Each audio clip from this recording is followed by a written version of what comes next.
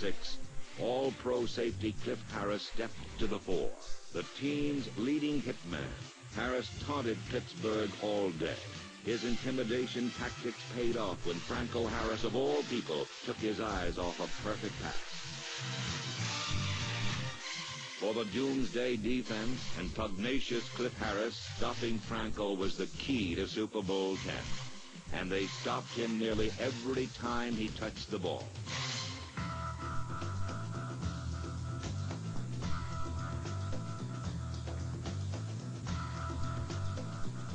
Franco Harris has the unique ability to cut back against the grain, leaving opponents flailing at air.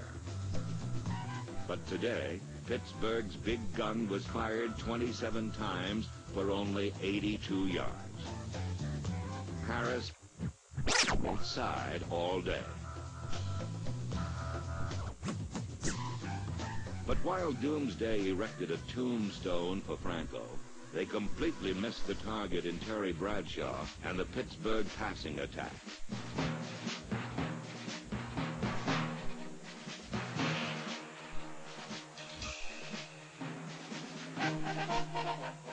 Error-free and seemingly with hours of pocket time, the rifle-armed Steeler quarterback exploited the Cowboys through the air.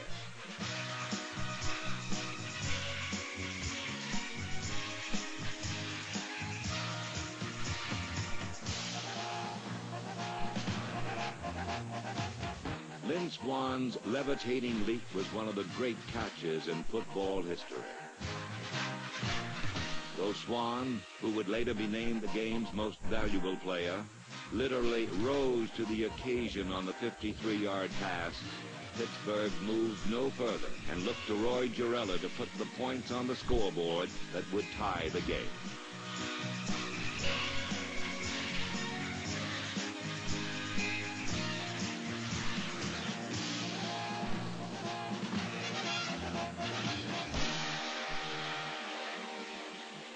It was the first of 3 kicks Gerela would miss on the day, but the modest 10-7 score in no way reflected the furious action crammed into the first half of Super Bowl X.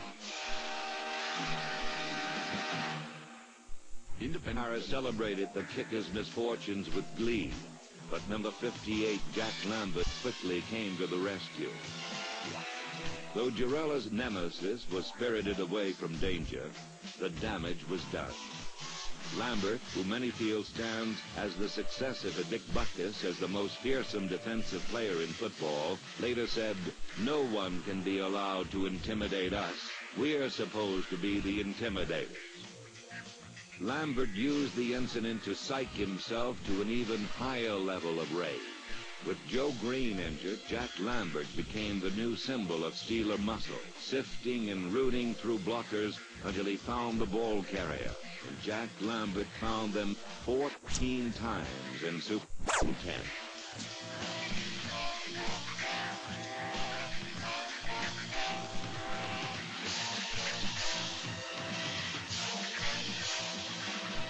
Harris's harmless heckling and Lambert's inspired reaction to it became a turning point for the Steel Curtain defense, and the Dallas Cowboys paid the price.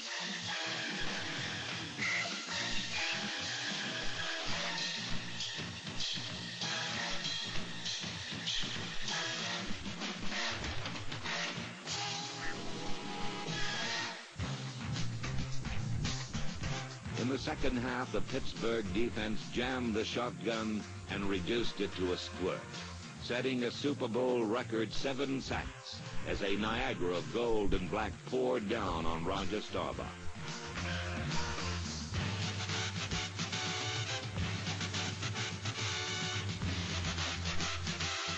Pittsburgh's Steel Curtain had physically taken control of the game, but despite their mastery on the field, what takes place on the sidelines is of equal import to a well-coordinated defense.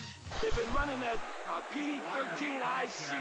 They've been eyeing Fats. It was pass protection eye in the I formation. Screw the pass. It's play pass or run, so the hell with the pass. You get pass for a pass influence with an eye, play the run. Because they got him to rush upfield, and that's when they've been running that delayed P13. That's what they're, yeah. And the other thing is they ran a ride 35 and they cut all the way behind you. You can't help with that. That's got to be Lambert, and that's got to be LC. When he sees that, he's got to close it. If you start screwing with that, they're going to go up inside you. We're lucky we got out of that series. We got a lot learned there with 3 points. We ought to be all right. Despite Pittsburgh's defensive dominance, the game was still 10-7 and belonged to Dallas. Then at the start of the final period, Dallas was forced to punt near its end zone. Chuck Noll called for an uncommon all-out rush with 10 men poised at the line ready to charge the punter. Mitch Hups never knew what hit him. Reggie Harrison's kamikaze charge blocked the ball and sent it out of the end zone for a safety.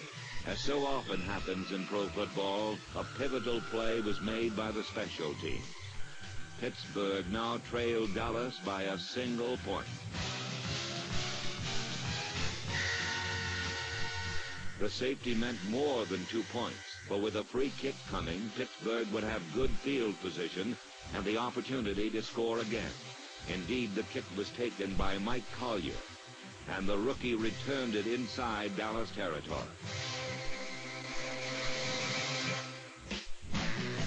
With their backs to the wall, the Doomsday defense played tough, and Pittsburgh came up short of a first down. The Steelers' fate was once more riding on the foot of Roy Girella, whose aching ribs and bruised psyche did not engender much confidence at this juncture of the game. But the kick was true, and Girella made certain his nemesis, Cliff Harris, was aware of it. More importantly, the Pittsburgh Steelers had taken the lead for the first time in Super Bowl X. After the field goal, a good individual effort by safety Mike Bag, number 20, stunned Dallas. Save early.